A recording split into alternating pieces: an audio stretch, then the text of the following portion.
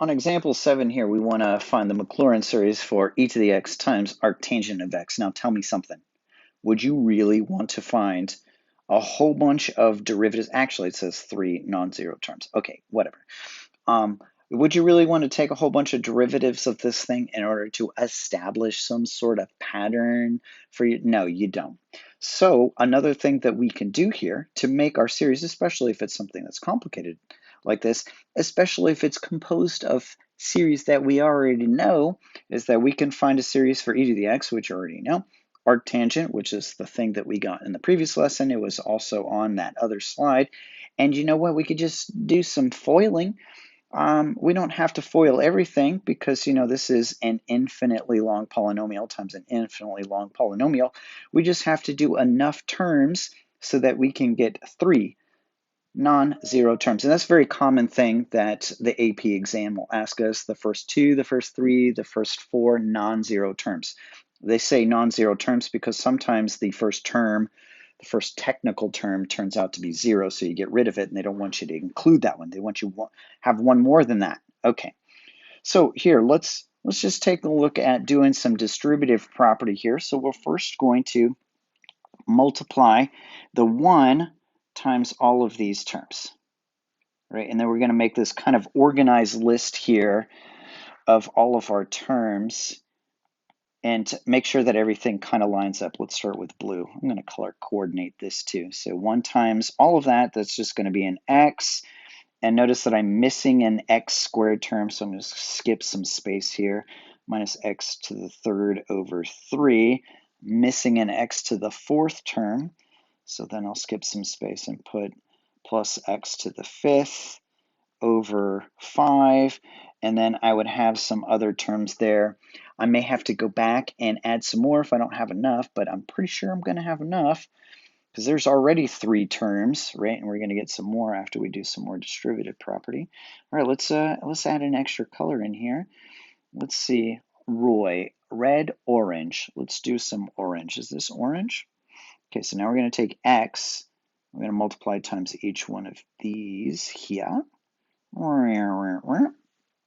Okay, so when I multiply my x, oh wait, should I keep that in orange? Well, I didn't have the other one in red, so I guess not.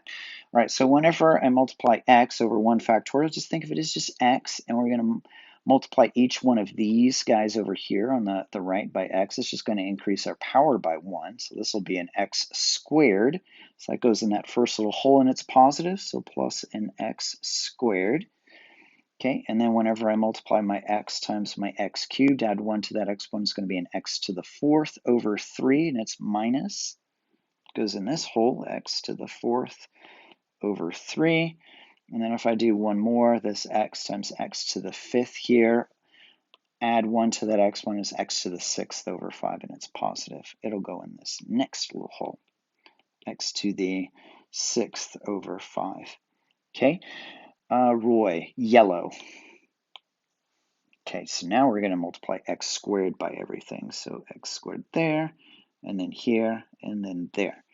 All right, so now x squared, we're going to add 2 to each one of our exponents, but then we're also going to divide by 2 factorial. So we'll multiply 2 times each one of the denominators as well. Okay, go back to blue because apparently that's what we're doing. So x times your x makes an x squared, right? So it's going to go right underneath that guy there.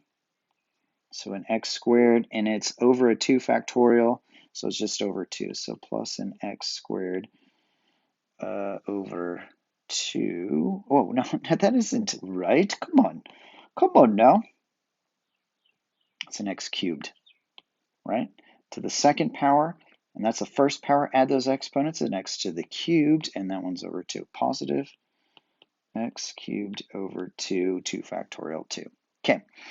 Next yellow term, x squared times x cubed. So add that. That's going to be fifth power now. 2 and 3 is the fifth power. It's negative. And this is 2 times the 3. It's going to be over 6. Fifth one, right? So minus x to the fifth over 6. And I'm pretty sure that's all I need. I mean, if I look at the next term, well, maybe not. Maybe not. Maybe I'm going to get another one. Let's see. So far, this is first term, second term, a third term. Maybe I stop right here. Am I going to get another x cubed from anything? That's basically what I need to know. That would be the first three non-zero terms. So the next thing to multiply, sure, I need to add something over here, but it's not going to contribute to my first three terms. I don't need it. I do not need it. So the next thing to distribute would be the x to the third power. Maybe it gets a g, it gets green. Yeah.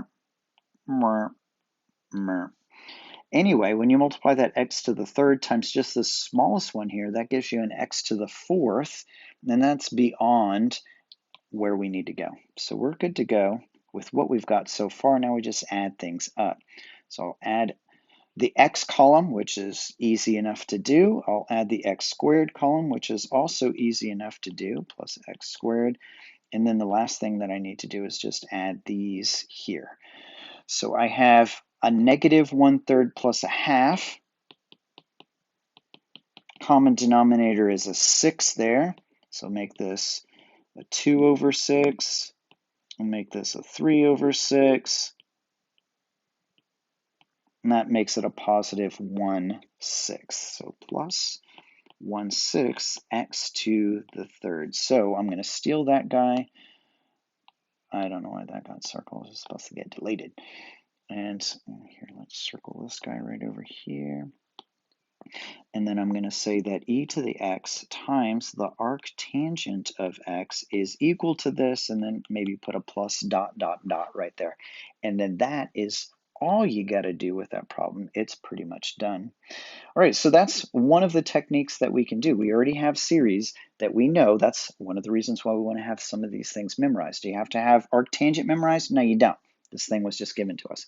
But we do want to have e to the x memorized, and then we can just term by term multiply them.